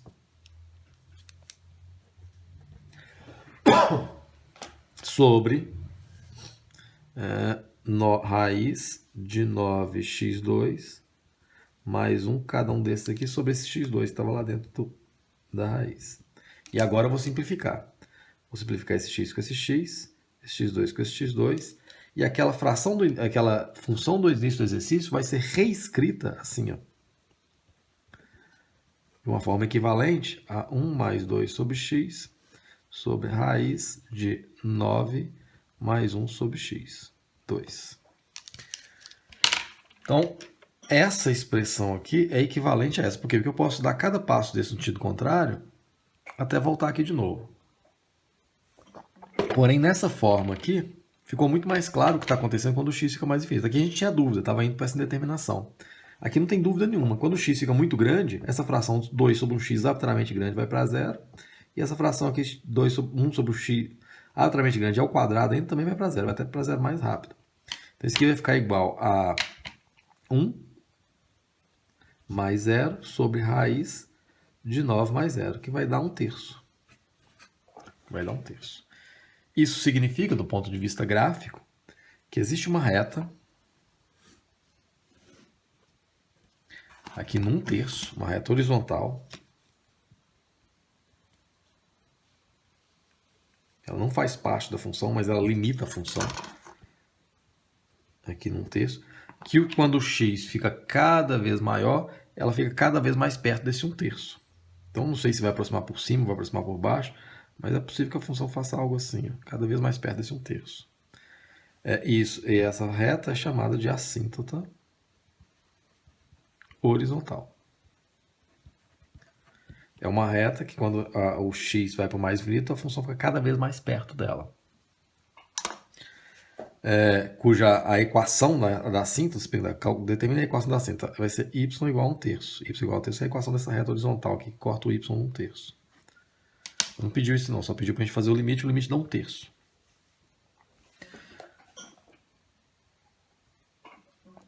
Com esses resultados a gente vai compondo mais ou menos a cara das funções, né? Com o tempo a gente vai conseguir fazer funções bem complexas, tirando informações do ponto algebricamente. Vamos ver essa aqui, letra G. Letra G. Eu tenho ali um limite no infinito de x menos x2. Então perceba, é um limite desse, que quando o x vai para mais infinito, essa parte aqui vai para mais infinito, menos essa parte aqui também vai para mais infinito. Não dá para saber bem o que vai acontecer. Está indo para infinito, menos infinito. Ah, fala, mas esse aqui é o quadrado, então ele vai ganhar aqui essa briga. Pode ser que sim, mas isso aqui é uma hipótese, o que a gente pode transformar numa certeza. A certeza é o seguinte, se eu coloco o x em evidência, olha como é que muda a análise. Vai ficar 1 menos x. Quando eu faço o x ir para o infinito, esse termo aqui vai ficar cada vez maior. E esse termo aqui vai ficar cada vez maior. O negativo ele vai ficar negativo. Esse 1 aqui fica desprezível no mundo infinito. Esse aqui vai para menos infinito. Então, quando eu faço essa função, essa limite aqui, quando o x tende a infinito, está dando esse termo indo para o mais infinito e esse termo indo para o menos infinito, multiplicado. Então, se eu pego um número muito grande, multiplicado por um número muito grande em módulo, mas negativo, ele continua um número muito grande em módulo, só que negativo.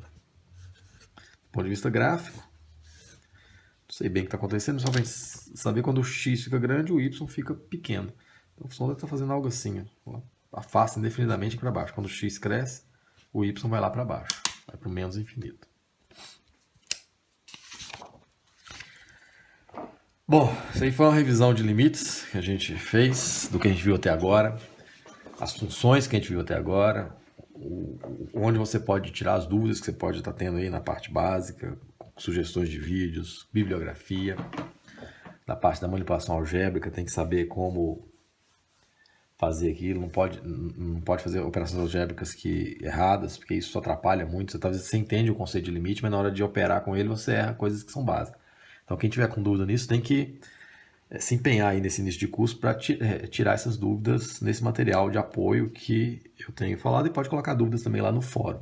Não tem importância ser dúvida a respeito dessa matéria mais elementar, não pode sair com a dúvida. Então a gente viu também os limites, os tipos de limites, como calcular os tipos de limite e qual o significado, mais importante, qual o significado gráfico do cálculo do limite que você está fazendo. O que isso representa graficamente, o que está acontecendo lá no gráfico quando você observa o resultado do cálculo de um limite. E aí vamos acrescentar agora mais um tipo de função. A gente já viu a função polinomial, em que a do primeiro grau e do segundo grau é um tipo de função polinomial. A gente viu a função modular, a função potência também é um tipo de função polinomial, não precisa contar. A função recíproca, que ela é 1 sobre x, que tem ali duas assíntotas, e as formas de a gente manipular, arrastar a função para um lado para o outro, refletir em torno do 2x, 2y.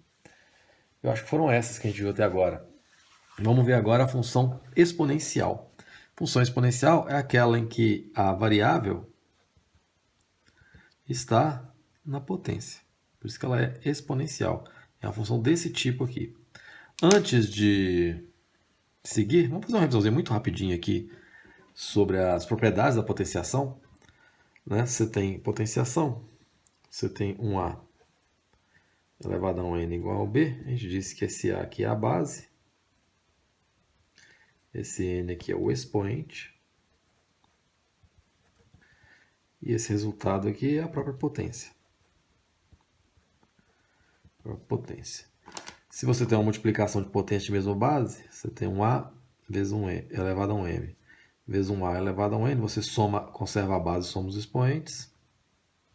Vou demonstrar essas coisas. Tem no livro do IES que eu vou colocar os exercícios. Se você tem uma divisão de potência de mesma base, você conserva a base e subtrai os expoentes. O que mais? Se você tem uma potência de potência, você multiplica os expoentes. Se você tem uma potência negativa, isso aqui é igual a 1 sobre esse termo, né? Você inverte a base. Se você tem um expoente fracionário, A elevado a um N sobre N, isso aqui vai ficar raiz, quem está por cima vai por dentro, então vai ficar A elevado a M, raiz enésima.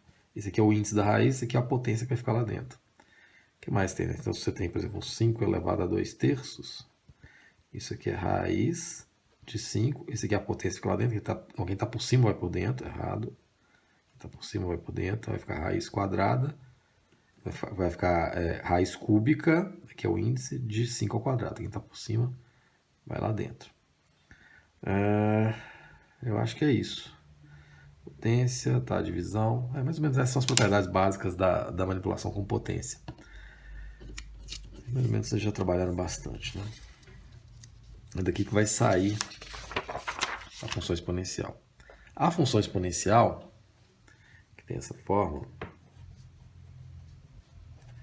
igual a a elevado a x, ela não está sempre definida para todo A. Ela tem um problema que é o seguinte: primeiro, o A não pode ser 1. O A tem que ser diferente de 1. Senão não tem função exponencial. O A tem que ser diferente de 1. O A tem que ser diferente de 0. Se for 0 também vai ficar 0 elevado a x dá 0. 1 elevado a x dá 0. Dá 1, né? Não vai ter função exponencial. E tem um problema com o A negativo. Porque olha qual que é o problema com o A negativo. Se você tem um f de x igual... Vamos pôr que essa base aqui é menos 2. Menos 2 elevado a x. Vamos supor esse A igual a menos 2. Então você poderia lá calcular o f de, sei lá, 3 é igual a menos 2 elevado a 3, que dá menos 8. Beleza, definido. O f de 2 está ali definido, que é menos 2 elevado a 2, que faria 4. Porém, se você pega assim, o f de meio, olha o problema que vai gerar. Vai ficar menos 2 elevado a meio, que é raiz quadrada de menos 2. O elevado a meio, né? Quem está por cima vai por dentro, aqui vai para potência. Isso aqui não pertence aos reais. Então, por essa questão de generalidade, em algumas bases, não vão ser em todas as bases, não vão ser com todos os números que vão acontecer, né? Aí exclui-se as bases negativas. Então, a função exponencial, ela precisa que esse A, para ela existir, esse A seja maior que o zero, ele não pode ser negativo, não pode ser zero, e que seja diferente de 1. Está aqui no mundo dos maiores que zero. Então, essa aqui é a condição de existência da função exponencial. Como que é o gráfico de uma função exponencial? Então, vamos pensar nele aqui. Se eu tenho aqui uma função, vou pegar, por exemplo, o f de x com a igual a 2. Fica 2 elevado a x. Essa seria um exemplo de função exponencial. 2 elevado a x. Como que vai ficar um gráfico de uma função desse tipo? Vou pegar aqui exemplos. Eu tenho um x e o f de x respectivo. O f de x igual a 2 elevado a x. O y respectivo. Então, se eu pego o x igual a 0, que vai ficar 2 elevado a 0, que é 1. Vamos pegar os pontinhos aqui só para a gente ter uma ideia de como é que é a função exponencial. Percebam que esse ponto 0, 1 vai pertencer a todas as funções exponenciais, independente da base, né? Toda vez que o x for 0, vai ficar o que tiver aqui elevado a 0, que dá 1. Então, esse ponto 0, 1 vai estar sempre em todas as funções exponenciais. Se eu pego o x igual a 1, vai ficar 2 elevado a 1, que é 2. Vou crescer o x. Se eu pego o x igual a 2, vai ficar 2 elevado a 2, que é 4. Vou dar um salto. Se eu pego o x igual a 10, vai ficar 2 elevado a 10, que é 1024. 1024. Percebe o que está acontecendo aqui? À medida que o x cresce, o y cresce também. Porém, não é no mesmo ritmo, né? O x está no 0, o y está no 1. O x está no 1, o y está no 2. O x está no 2, o y está no 4. Já deu um salto. O x está no 10, o y já está lá no 1024. O crescimento do y é muito maior. Ele vai se dar num ritmo muito maior do que o crescimento do x. A consequência gráfica disso é que a gente pegou aqui no ponto quando o x é 0, né? O y era 1, esse pontinho aqui. Quando o x é 1, o y é 2, vai para lá. Quando o x é 2, o y é 4. Quando o y é 3, o x é 8. E o negócio está crescendo. Quando o x está no 10, o y já está lá no 1024. Então, graficamente, depois do zero aqui, está fazendo isso, né? O y está crescendo num ritmo muito maior do que o x. O x está crescendo num ritmo menor. Então, a função acaba ficando mais curvada em relação ao y. No mundo dos negativos, deixa eu ver se dá para fazer a tabelinha aqui. Se eu pego aqui o x e o f de x igual a 2 elevado a x. Se eu pego aqui o x igual a menos 1, estaria aqui assim, ó, o y vai ficar 2 elevado a menos 1, que é meio. Se eu pego o x igual a menos 2, vai ficar 2 elevado a menos 2, que é 1 sobre 2 ao quadrado, que é 1 quarto. Então, você inverte ali a base. Pega x igual a menos 3, vai ficar 2 elevado a menos 3, que é 1 sobre 2 ao cubo, que é 1 oitavo. Dá aquele salto lá para o 10. Estou pegando aqui números naturais, porque é mais fácil fazer a continha, né? Pego o x igual a menos 10, vai ficar 2 elevado a menos 10, que é 1 sobre 2 elevado a 10, que é igual a 1 sobre 1024. 1 sobre 1024 é um número bem pequenininho, né? Então, o que está acontecendo aqui? À medida que o x decresce, o x vem para cá, o valor do y está ficando cada vez mais perto de zero. Meio, 1/4, 1/8, 1 sobre 1024, que é um número bem pertinho do zero, só que positivo.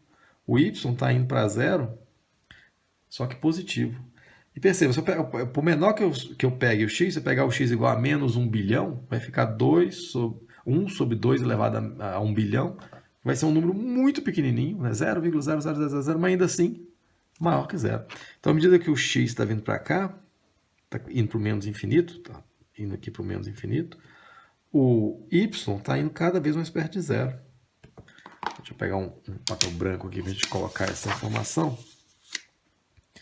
Então eu tenho que do lado de cá, olha o que está acontecendo. O y está fazendo isso, né? O x decresce e o y vem para o zero. O zero do y está aqui. Então cada vez mais perto do zero, cada vez mais perto do zero. E quanto menor você pegar o x, mais pertinho vai estar lá o y, sem nunca cortar. Por quê? Porque por menor que eu pegue aqui o x, por mais negativo que eu pegue esse valor de x, aqui vai ficar 1 sobre 2 elevado a ele, que vai ser um número bem pequenininho, bem perto de zero, só que ainda assim um pouquinho maior. Por mais que tenha 0,00, ele vai estar sempre um pouquinho aqui acima. Então a gente acabou de encontrar aqui uma assíntota horizontal da função exponencial. Deixa eu fazer ela aqui de novo, fazer ela completa. A função exponencial, então ela vai ter um gráfico mais ou menos assim. Cortando aqui no 1. Aqui seria a função 2 elevado a x. Em que, quando eu pego o x cada vez maior, isso aqui vai para mais infinito, isso aqui cresce mais rápido, né? Vou pegar lá a tabela. Quando eu estava crescendo o x, olha como é que o y estava crescendo. Então, se eu pego o x cada vez maior, o y cresce indefinidamente, por isso que a função fica assim. E se eu pego para o outro lado, o limite com o x indo para menos infinito, de 2 elevado a x, isso aqui fica cada vez mais perto do zero, cada vez mais perto do zero. Isso aqui está indo para zero. Limite não tende, limite é, né? Por isso não pode colocar aquele maisinho aqui. A função está tendendo a zero, o limite é zero. Então a gente tem aqui, dessa informação, que a reta, o eixo x, é uma assíntota horizontal. Então eu tenho que a reta y é igual a zero, que é o próprio eixo x. Isso aqui é a equação do eixo x. É assíntota horizontal. Por quê? Porque eu fiz o x tender a mais ou menos infinito, no caso que a menos infinito, deu um número específico. Então essa é a forma básica da função exponencial.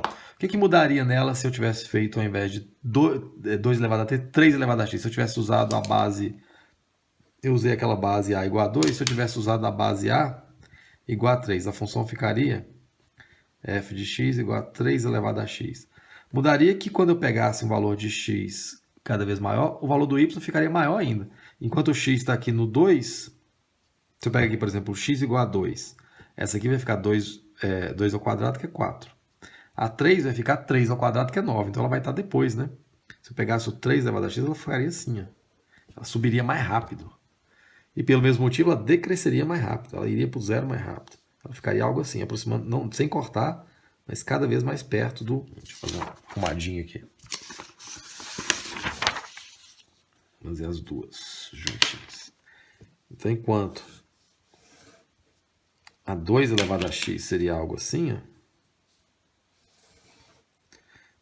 A 3 elevado a x, ela seria algo assim, ó. Também cortando aqui no ponto 1, 0. 3 elevado a x. Ela seria uma função mais subida aqui depois do zero, né? Que tá aqui, esse ponto 1 é comum a todas as funções exponenciais, e mais descida aqui no mundo dos negativos. Então essa é a forma básica.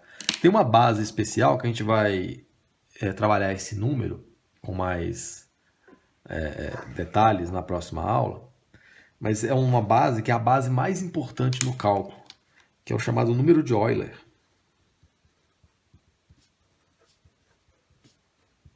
Escreve Euler, mas o pessoal lê Euler, ele era alemão, que é definido por essa letra E dessa forma. Esse é um daqueles números irracionais da matemática, igual vocês operaram com o π, lá no ensino básico, né? Aqui é esse número E, o número de Euler, que é uma base da função exponencial, a mais importante no cálculo, a gente vai ver por quê. Em que ela aparece com muita frequência como base de uma função exponencial. E esse número de Euler, ele é um número irracional O π é lá é mais ou menos 3,14, 16 uns quebrados. O número de Euler, ele é um número irracional, que é 2,7188281 e por aí vai. Tem uma infinidade de números que não tem ali uma repetição, não tem ali um padrão, por isso que ela é um número irracional. A gente não consegue escrever, não é uma dízima periódica, é uma dízima não periódica. Então, eu vou pegar um número em torno de 2,7. E como ele é um número em torno de 2,7, se a gente for usar ele como base de uma função exponencial, percebam que ele vai ficar entre esses dois, né? Entre o 3 e o 2. É 2,7. Ele vai ficar aqui entre 3, mais perto do 3 do que do 2. Ele ficaria assim. Ó. O E de x seria uma função assim. Ó. Estaria aqui entre os dois. Então, o que muda aqui, se a função é mais assim ou menos assim, é a base. Né? A base. Quando for um número maior, ela fica mais subida aqui, mais descida depois do 1. Mas a forma básica que eu preciso que vocês saibam fala função exponencial, função E de x, que é quem vai trabalhar, você tem que saber que ela é mais ou menos assim. Que ela corta aqui no 1 e que ela cresce. É o chamado crescimento exponencial. Beleza? Então, a função exponencial vai ser uma dessas funções básicas que a gente vai começar a operar com ela. Como uma das funções primitivas que a gente vai trabalhar. No entanto, essa base, ela tem duas formas básicas. A base da função exponencial tem duas formas básicas. Uma é quando eu pego bases em que o A é um número maior que 1. No caso do anterior, a gente pegou só bases com um número maior que 1. Né? A gente pegou uma base 2, uma base 3, essa base 2,7, que é esse número de Euler aqui.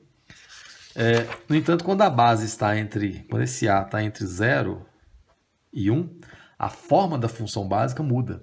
Que é no caso, por exemplo, dessa função. Eu tenho aqui uma base igual a meio. Olha o que acontece em termos de função. Vamos fazer aqui um quadro de pontos. Se eu tenho aqui o x, e eu tenho o y igual a f de x aqui. Aliás, o y igual a f de x, que é igual a meio elevado a x. Vamos ver como é que se comporta os pontinhos. Se eu pego o x igual a 0, o termo aqui tem que ser f de x elevado a x. Vai ficar meio elevado a 0, que é igual a 1. Então, aquele ponto 0, 1, ele vai estar presente em todas as funções exponenciais, independente da base. A base pode ser maior que 1, a base pode estar entre 0 e 1, mas ele vai estar lá presente porque todo número elevado a 0 é 1. Se eu pego um x igual a 1, vamos crescer o x e ver o que acontece. Aqui vai ficar igual a meio elevado a 1, que dá meio, que é 0,5. Não é isso? Se eu pego o x igual a 2, vai ficar igual a meio elevado a 2, que é igual a 1 quarto, que é igual a 0,25. Não vou colocar em decimal, não. Vamos pensar só em termos de fração. Se eu pego o x igual a 3, vai ficar meio elevado a 3, que é igual a 1 elevado a 3, 2 elevado a 3, vai ficar 1 oitavo. Se eu pego o x, vou dar aquele salto para o 10. Se eu pego o x igual a 10, o y vai ficar 1 sobre 2 elevado a 10, que é 1 sobre 1024. Olha o que está acontecendo do ponto de vista quantitativo. Eu estou crescendo o x e o valor do y está decrescendo. Só que está decrescendo, mas não vai ficar negativo nunca. Ele está decrescendo e está indo para o zero. Né? Ele está ficando cada vez mais perto do zero, só que positivamente. Graficamente, o resultado disso é que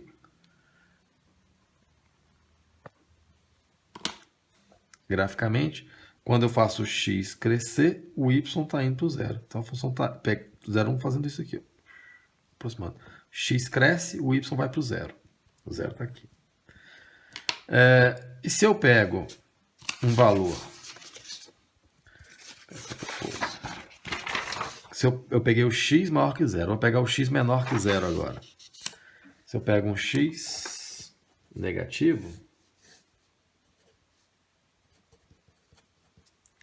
eu pego o x igual a menos 1, o y vai ficar meio elevado a menos 1, é o inverso daquilo lá, vai ficar 2.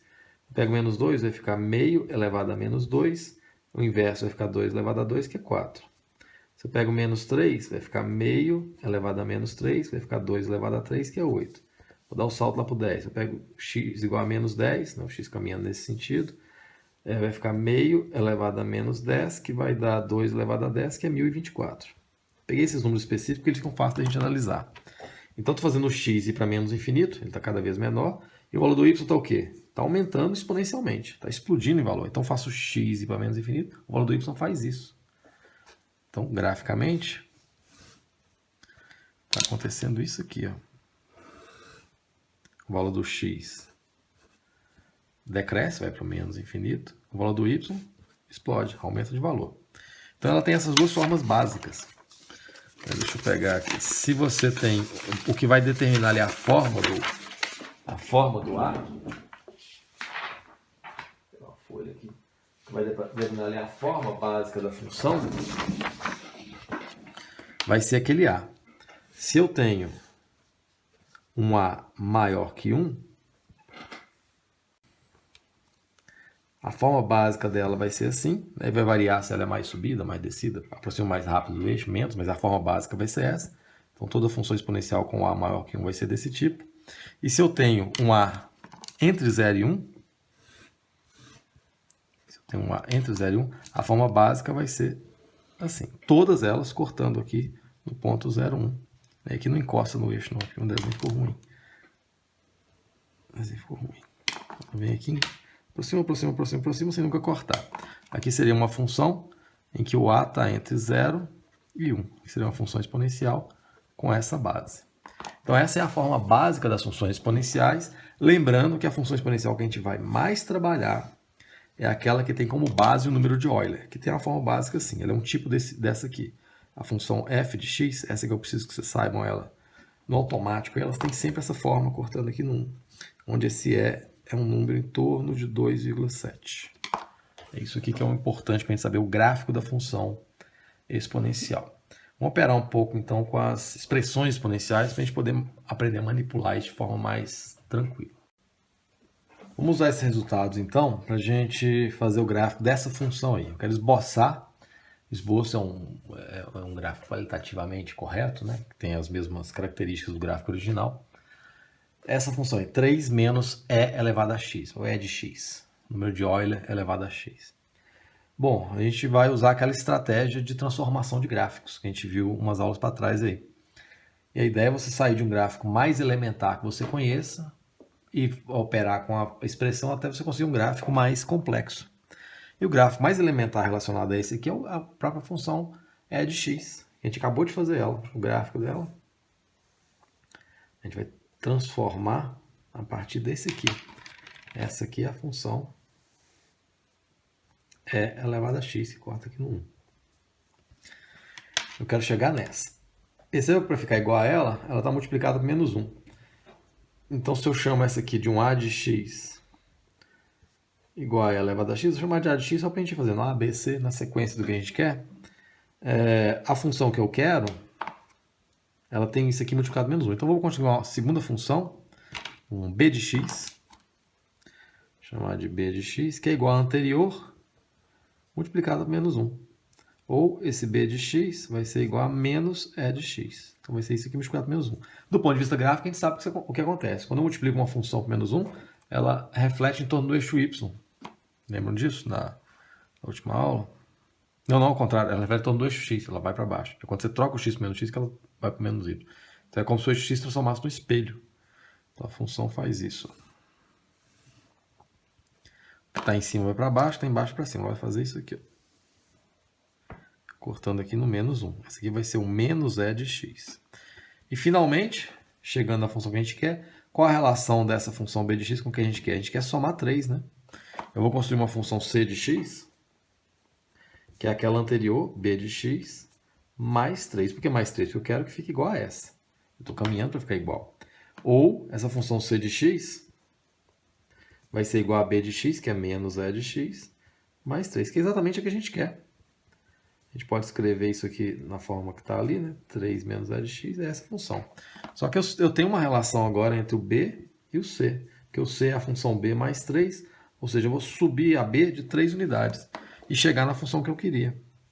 A função lá do começo do exercício, então, vai ser uma função. Então, se ela vai subir de 3 unidades, aqui ela cortando menos 1, ela vai cortar no menos 2. E essa retinha aqui, que era a assíntota horizontal dessa função e dessa, se eu vou subir de 3 unidades, a nova assíntota horizontal vai ser o 3. Então, vai ter uma assíntota horizontal do 3. Aqui o 3 vai fazer a vez desse eixo aqui, se eu vou subir 3 unidades. Então, aqui no 3, e a função vai ser algo mais ou menos assim, ó. Cortando aqui. Esse aqui cortava no menos 1, se eu subir 3 unidades, 0, 1, 2. Aqui vai cortar no 2. Essa aqui é a função f de x igual a 3 menos e de x. Então, eu parti da E de x, que a gente conhece, a gente pode sair dessa aqui como um dado, a função exponencial com base maior que 1, base em torno de 2,7, e corta aqui no 1. Para eu ficar igual a essa aqui, eu multipliquei ela por menos 1, ela refletiu em torno de 2x, ficou assim. Aí para ficar igual a que eu queria, eu somei 3, ela subiu 3 unidades, todos os pontos sem deformar. Né? Se o meu desenho tivesse feito aqui no computador, ele ficaria exatamente igual em termos de forma. Né? E ficou mais ou menos deformado, mas ela só não deforma, não. Ela só virou e depois subiu 3 unidades. Então a gente vai tomar esse gráfico aqui como um gráfico elementar e da onde a gente vai partir para fazer muita coisa. É bom saber fazer essas manipulações, porque na hora de calcular os limites que envolve a exponencial, isso ajuda em alguns limites que são mais complexos. Se você souber fazer o gráfico, você consegue fazer isso mais rapidamente. Bom, vamos fazer uma revisãozinha aí de equações exponenciais. E aí como operar com elas. Porque a gente vai precisar de usar isso também para trabalhar lá nas funções e nos limites. A equação exponencial ela sai dessa ideia aqui, né? Se eu tenho um a elevado a um x igual a um a elevado a y, isso aqui só é verdade se as potências forem iguais. Se o x for igual a y. Se eu tenho bases iguais e as potências diferentes, aqui só é verdade se esses dois termos aqui forem iguais. Então, por exemplo, se eu tenho aqui, eu quero resolver essa equação.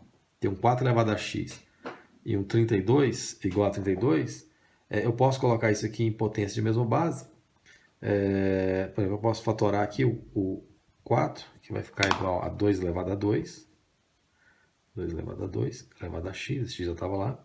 E posso fatorar o 32. 2 vezes 2, 4, vezes 2, 8, vezes 2, 16, vezes 2, 32. 2 elevado a 5. Ou, potência de potência, eu posso multiplicar, vai ficar 2 elevado a 2x igual a 2 elevado a 5, e vou usar essa propriedade aqui. Se 2 elevado a 2x é igual a 2 elevado a 5, isso é verdade só se as potências são iguais. Isso aqui é verdade se, somente se o 2x for igual a 5 ou o x for igual a 5 meios. Então essa é a solução dessa equação aqui. Se eu tenho aqui 1/3 elevado a x igual a 81. Posso colocar tudo em base 3. 1/3 é 3 elevado a menos 1. É só invertendo aqui, fica 1/3 elevado a x. 81 é 3 vezes 3, 9, vezes 3, 27, vezes 3, 31. É 3/4. Ou, multiplicando aqui as potências, potência de potência multiplica, vai ficar 3 elevado a menos x igual a 3 elevado a 4. Isso aqui é verdade só se as potências forem iguais. Se o menos x for igual a 4, ou se o x for igual a menos 4. Então, x igual a menos 4 é a solução dessa equação aqui.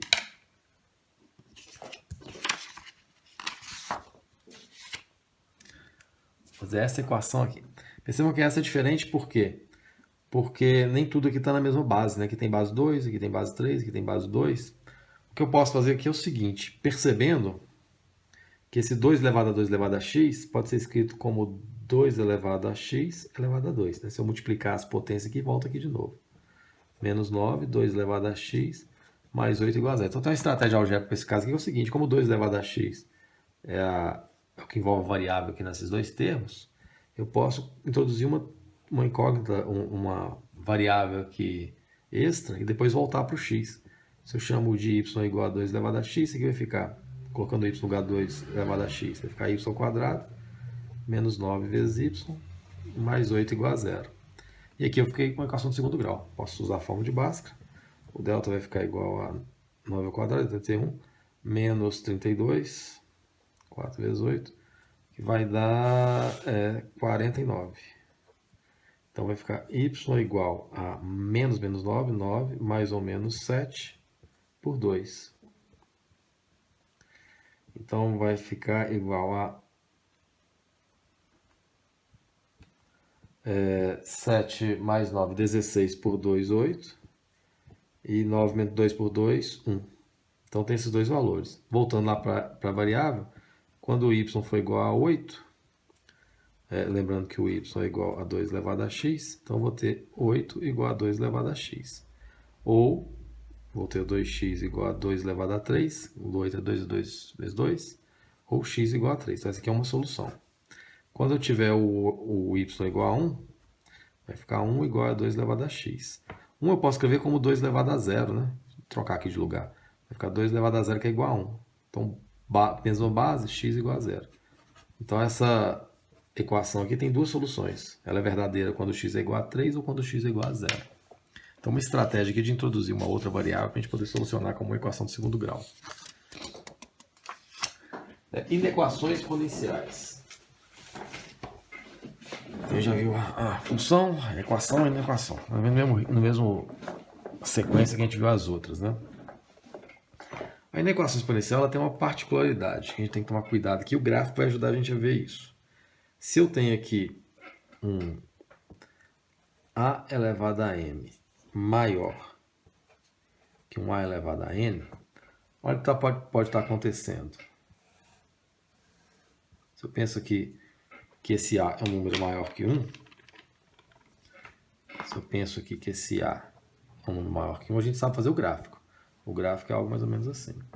Então, se o a elevado a m é maior que o a elevado a m, significa que o a elevado a m está maior. Ele está mais acima. E o a elevado a n está aqui, ó. A elevado a n. Essa aqui seria a função a elevado a x. Então, se eu pego esse termo aqui, o n teria que estar aqui, né? O n teria que estar aqui. Para que, se eu tenho o n na função a elevado a x, fica a elevado a n. E o m estaria aqui assim. Então, se eu tenho um a elevado a m maior que um a elevado a n, isso aqui implica o quê? Que o m é maior que o n. Né? O n estando para cá, mas para cá ele é maior. Que o m é maior que o n. É assim que você vai resolver a equação nesse caso aí. E pelo mesmo motivo, se eu tenho um a elevado a m menor que o a elevado a n, né? Pelo mesmo motivo que o meu raciocínio análogo, vai me implicar que o m seja menor que o n. Então fica coerente o sinal aqui de desigualdade. Se eu tenho uma situação dessa, significa que essa potência aqui é maior do que essa potência aqui. Se eu tenho uma situação dessa, essa potência aqui fica menor do que essa potência aqui. Percebam que isso aqui só funciona nesse mundo aqui, que o a é maior que 1 e a função é assim. Só que a gente viu que a função exponencial tem dois gráficos. Então aqui é o resumo para quando o a é maior que 1. Eu tenho também o gráfico para quando o a está entre 1 e menos 1. Está entre 0 e 1, quer dizer. Está entre 0 e 1. Nesse caso aqui, o gráfico muda de forma, né? O gráfico ele é assim, ó.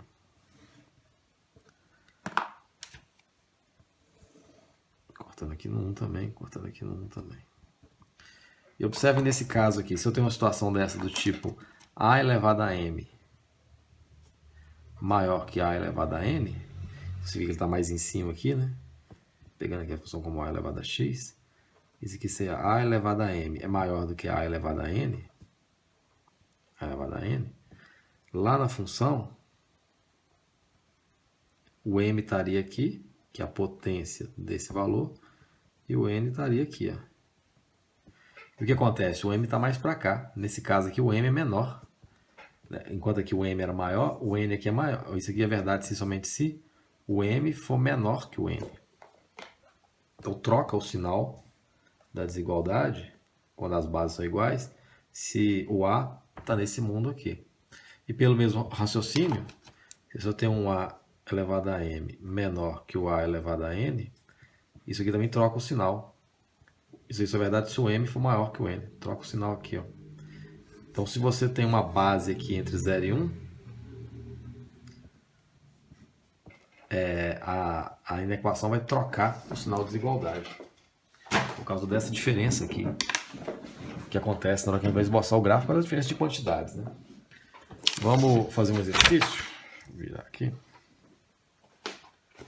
Quero fazer um exemplo.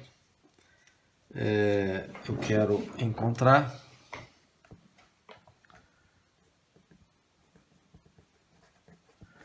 resolva as inequações.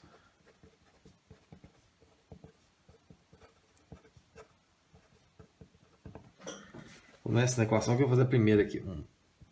2 elevado a x mais 7 menor que 32.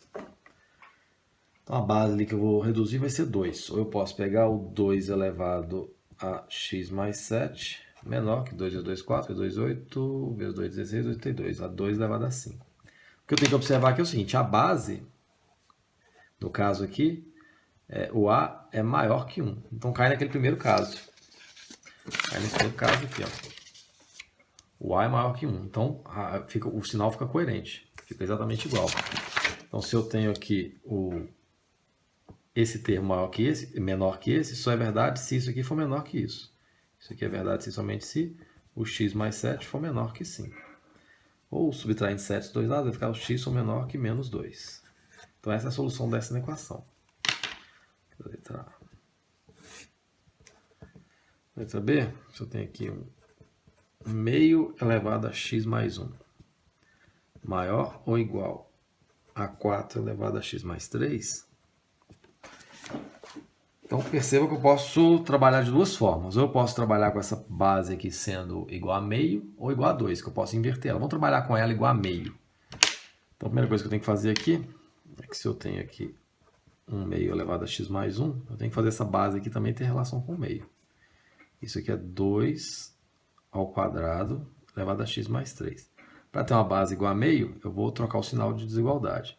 Vai ficar meio elevado a x mais 1 maior ou igual a meio elevado a menos 2, não é isso? Menos 2, isso.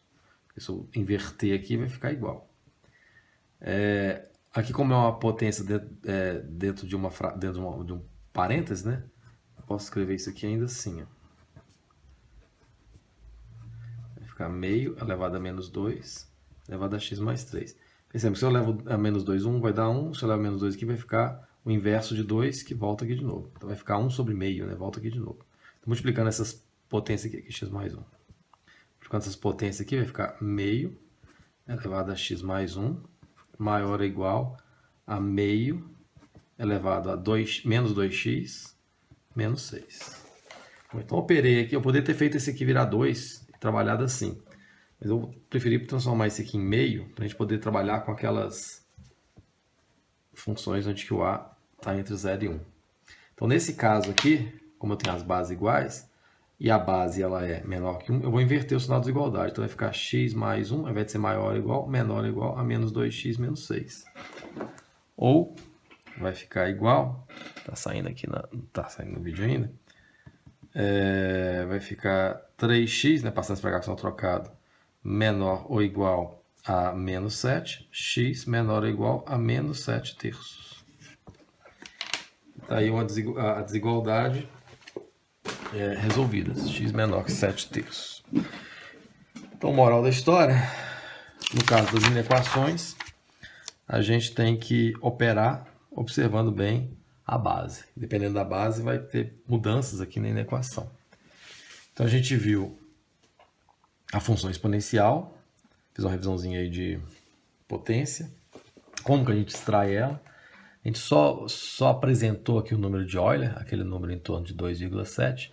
Na próxima aula eu vou definir melhor quem é esse número de Euler, para a gente poder operar com ela e vamos seguir a matéria. E daqui a pouco eu vou colocar uma lista de exercícios sobre essa matéria aqui no site.